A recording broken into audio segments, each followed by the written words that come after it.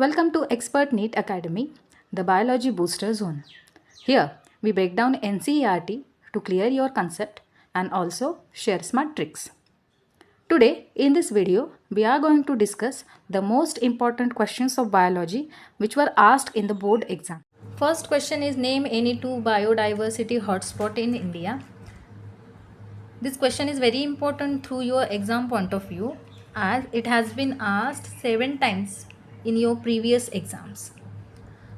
Biodiversity hotspot means an area which has a high species richness and high degree of endemism.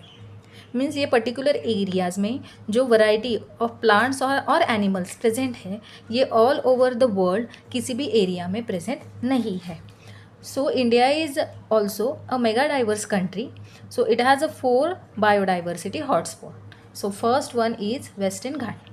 Western Ghat is present along the west coast of India, as you can see it in the map. It is having endemic plants, amphibians, reptiles, and along with that it is famous for lion-tailed macaque, which is endangered species nowadays. Then second is eastern Himalaya. Eastern Himalaya हम map में इस reason में देख पा रहे हैं. Eastern Himalaya में orchids की, मैमल्स की और बर्ड्स की बहुत सारी वैरायटीज़ हमें देखने को मिलती है. And this particular region is famous for red pandas. अगर आपको अच्छा पेपर प्रेजेंटेशन करना है एंड आपको इलेबरेट आंसर्स लिखने हैं तो आपको चारों के चारों हॉटस्पॉट मेंशन करना ज़रूरी है. तो first one is western Ghat, second one is eastern Himalaya, then third one is Indo Burma. As you can see this region is called as Indo-Burma region. It is the north eastern states of India और यहाँ पे है high diversity of water fishes, reptiles and plants. Then the fourth biodiversity hotspot is Sunderland and it is present in this Nicobar Island. And in this area we can see the rich flora and fauna which is also endemic, means not present in any part of the world. Then moving to the next question. Now next question is what is ecological succession. ये बहुत important question है क्योंकि पिछले exams में ये 5 बार पूछा जा चुका हुआ क्वेश्चन है. So what is ecological succession? It is a gradual and orderly change in a species composition of a community over a time in a particular area. मतलब ये जो चेंजेस है एक स्पेसीज़ में ये और ग्रेजुअल चेंजेस होते हैं, बहुत स्लो चेंजेस होते हैं और जिसकी वजह से क्या होता है वो पूरी कम्युनिटी ही चेंज हो जाती है. मतलब for example growth of grasses, shrubs, trees in an abundant field is an example of ecological succession. मतलब एक बैरन लैंड है जहाँ पे कुछ भी नहीं है लेकिन धीरे धीरे वहाँ पे ग्रासेस, श्रब्स और ट्रीज़ ग्रो हो जाते हैं और एक मिनी जंगल में वो कन्वर्ट हो जाता है. So this is what an ecological succession. तो यहाँ पे अगर आप एग्जांपल देख पा रहे हो प्राइमरी सक्सेशन का, तो इस एग्जांपल में बेयर रॉक्स शो हो रहे हैं. उन रॉक्स पे growth of lichen on a bare rock is the first stage of ecological succession. ये यहाँ पे आप देख पा रहे हो. This is the first stage of ecological succession. Then lichens are called as pioneer species. वो फर्स्ट स्पेसीज है. Therefore they are called as pioneer species. और इनकी ग्रोथ के बाद वो स्लोली उस रॉक्स को कन्वर्ट करते हैं सॉइल में. Means rock is get converted into soil और lichen help to convert that rocks into soil. And then on that soil after that moss, then grasses, trees grow and then they form a community. So this is a example of ecological succession. तो अगर आपके exam में question आया तो आप ये example ज़रूर लिखना कि lichens are pioneer species and they convert bare rocks into soil and this soil helps to grow shrubs, bushes, mosses and trees and together they form the community. This is what ecological succession. Then the length of your answer depends upon the weightage of the marks. So depending upon that you can change the length of your answer. Then moving to the next question. Then next question, what is biofortification? So this question is asked for 4 times in the last exams. So this is also important question. So biofortification is a process which increases the nutritional value of food crops by improving their content of vitamins, mineral, protein through the plant breeding. मतलब ये breeding की process है जिसकी help से plant की जो quality nutrients rich food बनाने की कोशिश इसमें की जाती है। और इसका एग्जाम्पल है Atlas 66 is an example of wheat. ये एक गेहूं की वैरायटी है जिसमें प्रोटीन कंटेंट उस गेहूं का बढ़ाया हुआ है। So because of this method crop की जो न्यूट्रिशनल वैल्यू है वो बढ़ाई जाती है, जिससे क्रॉप भी हेल्दियर होता है और उसे खाने वाले भी हेल्दी होते हैं। और इसका पर्पस क्या है? Why this biofortification is done to reduce mall nutrition, improve the human health, increase nutritional quality of the food. तो आपके आंसर में अगर वेटेज ज़्यादा है तो आप ये पॉइंट्स ऐड कर सकते हैं। So what is the importance of the biofortification? So it reduces the mal nutrition, improve human health and along with that improve the quality, nutritional quality of the food. इसके अगर हम example देखें तो first example is Atlas 66। This is a variety of wheat which is rich in proteins. So ये हमारी body को carbohydrates के साथ साथ ही प्रोटीन का सप्लाई करता है। Next example is golden rice which is a rich source of vitamin A along with carbohydrates. So it prevents night blindness. Third example अगर हम देखें तो आयरन रिच राइस, इसमें आयरन की मात्रा बहुत ज़्यादा होती है। सो ये प्रिवेंट करता है एनीमिया, जो लेडीज़ में स्पेशली प्रिवेल होता है। Then fourth example is vitamin A rich carrot. It contains vitamin A which is good for eye sight. Then moving on to the next question. Next question is what is composition of biogas? This is also an important question through your exam point of view, और ये पिछले exams में 4 बार पूछा जा चुका हुआ question है। जैसे कि हमें सभी को पता है बायोगैस ये जो खेतों में प्रेजेंट कूड़ा कचरा फिसेस जो होता है उसी से बनाया जाता है, लेकिन इसका जो डिकम्पोजिशन होता है वो अनएरोबिक डिकम्पोजिशन होता है, और ये मिथेनोजेंस जो बैक्टीरिया है उनकी हेल्प से किया जाता है। सो ये जो सीड है, इनोकुलेंट सीड यूज़ होता है, उसमें मिथेनोजेंस प्रेजेंट होते हैं जो अनएरोबिक डिकम्पोजिशन जो ऑक्सीजन के without the help of oxygen किया जाता है। सो बायोगैस में प्रेजेंट जो गैसेस है उसमें सबसे पहले जो मेजर अमाउंट में प्रेजेंट होता है वो होता है मीथेन, जो 50 to 70, जैसे कि आप इस पाई चार्ट में देख पा रहे हो, high proportion of biogas is occupied और इज प्रेजेंट मीथेन होता है। Then second is carbon dioxide जो 30 to 40% बायोगैस में प्रेजेंट होता है।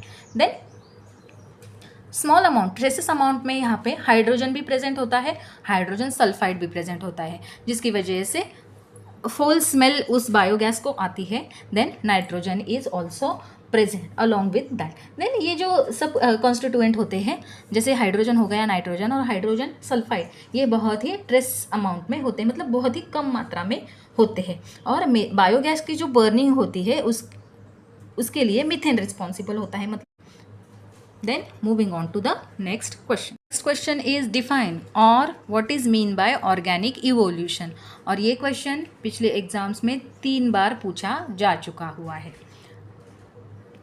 Then what is organic evolution? So organic evolution means a gradual change in a living organism over a period of time resulting in the formation of new species from the pre-existing species.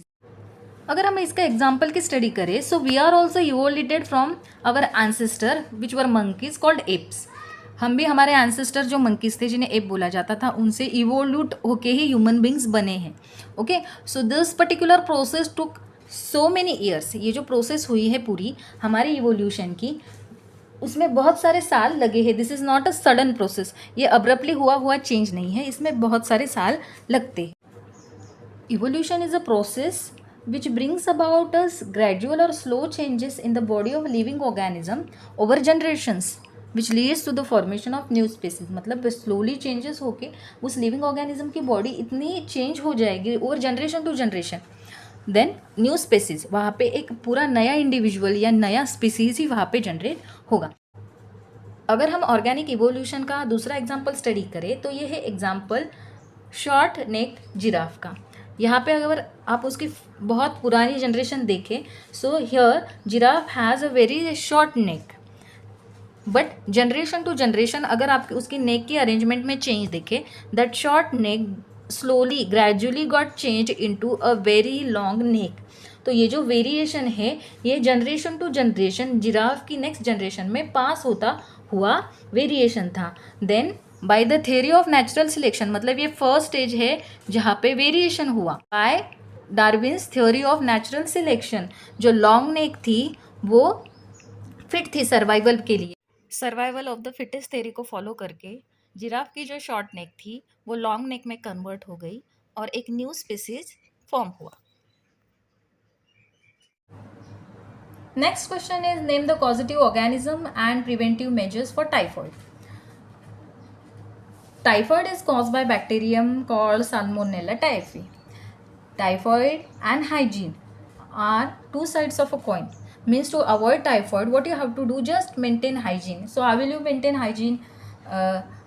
Wash your hands, drink clean water, don't eat at the street sides, then eat properly cooked food, and take vaccination. It only spreads to contaminated food and water. Just remember that, and to prevent it, avoid contaminated food and water. Moving to the next question. Next, very important question which has been asked in exam for 3 times is objection to Darwin's theory of natural selections. We have discussed already the advantages or the features of Darwin's theory of natural selection, and we have accepted, everyone has accepted Darwin's theory. But what are the drawbacks of that theory that we are going to discuss? So Darwin's theory of natural selection is widely accepted. No explanation. Now what is the point?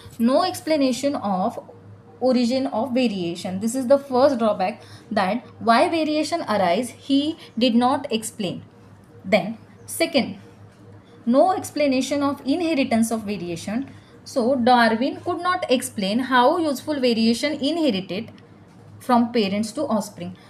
मतलब जो useful variation है, जो next generation में उन्हें useful होने वाले हैं, वही variation from parent to offspring कैसे पास होते हैं, वो सिलेक्ट कैसे होते हैं, Darwin fail to explain it और कुड नॉट एक्सप्लेन इट.